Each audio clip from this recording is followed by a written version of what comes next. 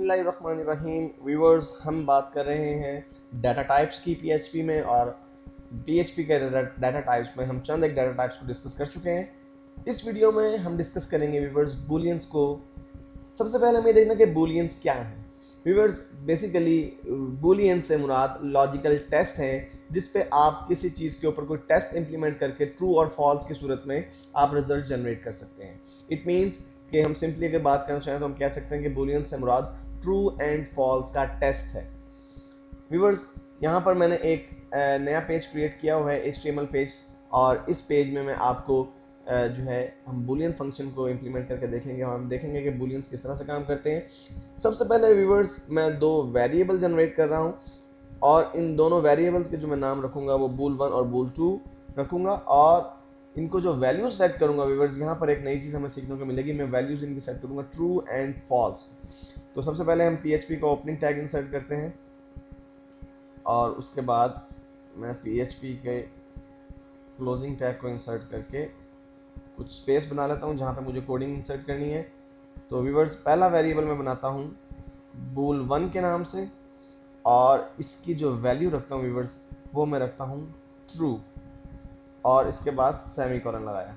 Viewers, यहाँ पर ये बात गौरतलब है कि मैंने जब यहाँ पे लफ्ज़ ट्रू लिखा, ट्रू का हरगिज़ ये मतलब नहीं कि ये एक स्ट्रिंग है। ये एक स्ट्रिंग नहीं है, ट्रू एक कमांड है। PHP में जब आप किसी वेरिएबल की वैल्यू ट्रू रखते हैं तो आप देख रहे हैं मैंने यहाँ पर इन्वर्टेड कॉमास नहीं इंसर्ट किए। अदरवाइज जब भी मैं किसी वेरिएबल को कोई स्ट्रिंग असाइन करता था तो मैं उसके साथ इन्वर्टेड कॉमास का इस्तेमाल करता था, लेकिन यहाँ पर हमें इन्वर्टेड कॉमास इस्तेमाल करने की ज़रूरत नहीं है। उसकी वजह यह है कि PHP ट्रू और फॉल्स की स्ट्रिंग्स को अंडरस्टैंड करता है और उसकी फंक्शनैलिटी को समझता है। इसी वजह से मैंने यहाँ पर ट्रू के साथ इन्वर्टेड कॉमास नहीं लगाए। इसी तरह व्यूअर्स, मैं दूसरा जो है वो अपना वेरिएबल जनरेट करता हूँ जिसका नाम bool2 है, और उसकी वैल्यू मैं रखता हूँ फॉल्स। सेमीकोलन लगाया मैंने इसके साथ। व्यूअर्स, एक बात और कि हमारे पास जो ट्रू एंड फॉल्स हैं ये केस इनसेंसिटिव है। मींस आप चाहें तो ट्रू पूरा का पूरा कैपिटल में लिख सकते हैं, चाहें तो सारा का सारा स्मॉल लिख सकते हैं, चाहें तो ट्रू का T बड़ा लिख सकते हैं, फॉल्स का F बड़ा लिख सकते हैं, जैसे आपको सूट करता है। व्यूअर्स, मैंने दो वेरिएबल्स क्रिएट कर दिए हैं। व्यूअर्स, अब करना मुझे ये है कि मैं इन दोनों वेरिएबल्स को एको करवा के देखता हूँ। उसके लिए मैं एक नया PHP एरिया जनरेट करता हूँ और यहाँ पे मैं एको करवाता हूँ, एको bool1 सेमीकोलन, और फिर मैं इस एरिया को क्लोज कर देता हूँ। और व्यूअर्स, दूसरा मैं अपना PHP का एरिया दोबारा से क्रिएट करता हूँ और इसमें मैं एको करवाता हूँ bool2 को, bool2, और PHP की कोडिंग को मैंने क्लोज किया, क्लोजिंग टैग लगा दिया। इसके बाद व्यूअर्स मैं इसको सेव कर देता हूँ और जाहिर सी बात है मैं इसे PHP फाइल टाइप में सेव करूँगा, और PHP_test का जो हमारा फोल्डर है वहाँ पे इसे मैं सेव करूँगा। boolean.php इस फाइल का नाम होगा और इसकी जो फाइल टाइप एक्सटेंशन होगी वो PHP होगी। इसको सिलेक्ट किया व्यूअर्स और मैंने सेव कर दिया, और इसको सेव करने के बाद व्यूअर्स मैं ब्राउज़र में जाके इस फाइल को अपलोड करता हूँ। http localhost php_test/boolean.php।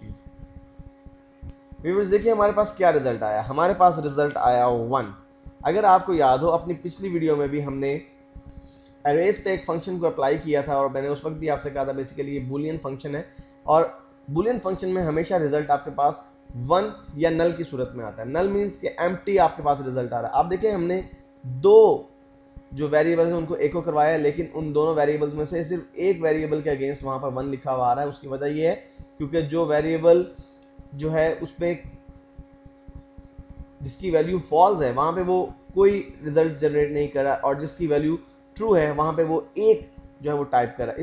इस चीज़ को ज़्यादा बेहतर समझने के लिए मैं यहाँ पे कुछ HTML का कोड जो है वो इंसर्ट कर देता हूँ ताकि हमें वाजे हो सके कि हमारी कौन से वेरिएबल की वैल्यू जो है वो 1 आ रही है। तो यहाँ पे ये वेरिएबल 2 है तो मैं यहाँ पे HTML में वेरिएबल 2 लिख देता हूँ, बल्कि bool2 लिख देता हूँ।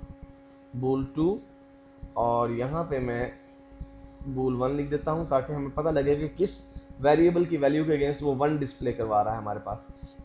bool 1, ये डॉलर साइन मैंने ऑप्शनल लगाया, ये लगाना ज़रूरी नहीं है। मैं इसको सेव करता हूँ और सेव करने के बाद व्यूअर्स पेज को मैं अपलोड करता हूँ। जब मैंने अपलोड किया तो आप देखें bool 1 और bool 2 के आगे कुछ लिखा हुआ नज़र नहीं आ रहा। इसको और बेहतर तौर पर देखने के लिए व्यूअर्स मैं यहाँ पर br के टैग इंसर्ट कर देता हूँ ताकि हमें बेहतर तौर पर पता चल सके कि कौन से वेरिएबल के अगेंस्ट जो है वो 1 हमें डिस्प्ले हो रहा है। इसको मैं सेव करता हूँ और सेव करने के बाद इस पेज को मैं रिफ्रेश करता हूँ। देखिए व्यूअर्स bool 1 के आगे 1 लिखा हुआ आ रहा है और bool 2 के आगे कुछ भी लिखा हुआ नज़र नहीं आ रहा। उसकी वजह यही है कि बेसिकली जो bool 2 का वेरिएबल है उसकी वैल्यू फॉल्स है और फॉल्स की सूरत में PHP जो वैल्यू रिटर्न करता है वो नल होती है, मींस कुछ भी आपको डिस्प्ले नहीं करता, जबकि अगर वैल्यू ट्रू हो उस सूरत में 1 रिटर्न करता है। व्यूअर्स बूलियन फंक्शन में मजीद आगे बढ़ते हुए हम एक और तरीके से बूलियन फंक्शन को अंडरस्टैंड करने की कोशिश करते हैं। मैं दो वेरिएबल जनरेट कर रहा हूं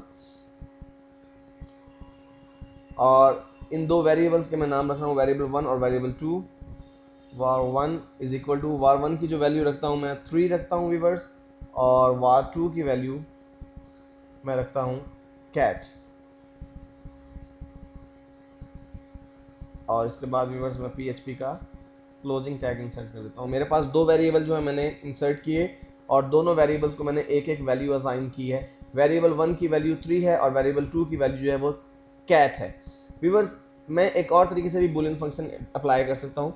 मैं ये देख सकता हूँ कि क्या किसी वेरिएबल को कोई वैल्यू असाइन की गई है या नहीं। अगर किसी वेरिएबल को कोई वैल्यू असाइन की गई होगी तो हमारे पास जवाब जो है वो 1 की सूरत में आएगा और अगर वेरिएबल को कोई वैल्यू असाइन नहीं की गई होगी तो उस सूरत में हमारे पास जो जवाब रिटर्न आएगा डिस्प्ले जो होगा एको करवाने पे वो नल यानी कोई वैल्यू डिस्प्ले नहीं होगी।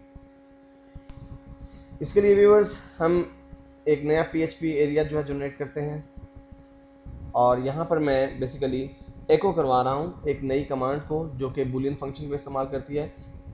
एको इज सेट। इस सेट का मतलब है ये क्वेश्चन है, हम ये पूछ रहे हैं PHP से कि क्या कोई वैल्यू सेट की गई है किसके लिए। मैं वेरिएबल 1 की बात करता हूं। पहले हम ये देखना चाहते हैं कि क्या वेरिएबल 1 के लिए कोई वैल्यू सेट की गई है। इसके साथ मैं सेमीकोलन लगाता हूं और फिर इसको मैं क्लोजिंग टैग भी इंसर्ट कर देता हूं। व्यूअर्स इसको ज़्यादा बेहतर तौर पर देखने के लिए मैं शुरू में इंसर्ट कर देता हूं कुछ ऐसा टेक्स्ट जो हमें ये बता सके कि कौन सा फंक्शन यहाँ पर जो है यूज़ हो रहा है। बस मैं यहाँ पे लिख देता हूँ कि var1 is set, variable 1 is set। इस तरह हमें HTML में ये टेक्स्ट नज़र आएगा और आगे इसकी जो है हमें रिजल्ट नज़र आ जाएगा। व्यूअर्स मैं इसे सेव करता हूँ और सेव करने के बाद मैं इस पेज को अपलोड करता हूँ। व्यूअर्स देखिए ये वेरिएबल इस सेट जो हमारे पास टेक्स्ट है बेसिकली यहाँ पे मुझे वेरिएबल 1 इस सेट लिखना था। वेरिएबल 1 इस सेट, इसको मैं सेव करता हूँ और देखिए व्यूअर्स जब मैंने इसे अपलोड किया और रिफ्रेश किया वेरिएबल 1 इस सेट के आगे हमें 1 लिखा हुआ नजर आ रहा है। बेसिकली ये जो 1 है ये हमारे पास रिजल्ट है बूलियन फंक्शन का। हमने एक क्वेश्चन ये किया था कि PHP हमें ये बताए कि क्या वेरिएबल 1 जो है इसे कोई वैल्यू सेट की गई है या नहीं की गई। चूंकि हम वेरिएबल 1 को एक वैल्यू सेट कर चुके थे, वेरिएबल 1 को हमने 3 की वैल्यू दी हुई थी, इसलिए जवाब हमारे पास 1 की सूरत में आया। मैं व्यूअर्स इसी टेक्स्ट को कॉपी करता हूँ और इसे पेस्ट करता हूँ 2 मरतबा। एक मरतबा मैं वेरिएबल 2 की वैल्यू जानना चाहता हूँ, वेरिएबल 2 var2 और यहाँ पे मैं इसका जो पैरामीटर है वो भी चेंज करके var2 कर देता हूँ। अब मैं ये सवाल कर रहा हूँ कि मुझे ये बताएं कि वेरिएबल 2 की कोई वैल्यू सेट की गई है या नहीं, और उसके लिए जो मैंने रेफरेंस दिया वो वेरिएबल 2 का दिया है।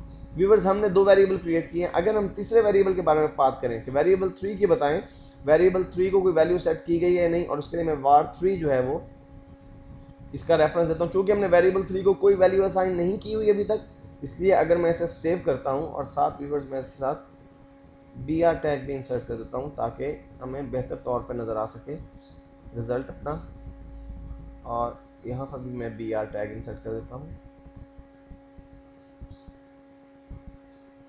और इसको सेव करता हूँ व्यूअर्स। और सेव करने के बाद जब मैं इस पेज को अपलोड करूँगा आप देख रहे हैं व्यूवर्स, वेरिएबल 1 इस सेट के आगे 1 लिखा हुआ नजर आ रहा है, वेरिएबल 2 इस सेट के आगे भी 1 लिखा हुआ नजर आ रहा है, जबकि वेरिएबल 3 इस सेट के सामने आपको ब्लैंक वैल्यू नजर आ रही है। बेसिकली ये नल वैल्यू है, मींस कि इसे कोई वैल्यू असाइन नहीं की गई, क्योंकि हमने वेरिएबल 3 को अभी तक क्रिएट ही नहीं किया था और ना ही कोई वैल्यू असाइन की थी, इसलिए पीएचपी ने हमें इसको बताया कि ये फॉल्स है, आपने इसको कोई वैल्यू सेट नहीं की। व्यूवर्स, इसी तरह से आप किसी वेरिएबल को जो आपने वैल्यू सेट की हुई है उसको आप अनसेट भी कर सकते हैं, और उसकी कमांड सिंपल, बहुत आसान सी कमांड है।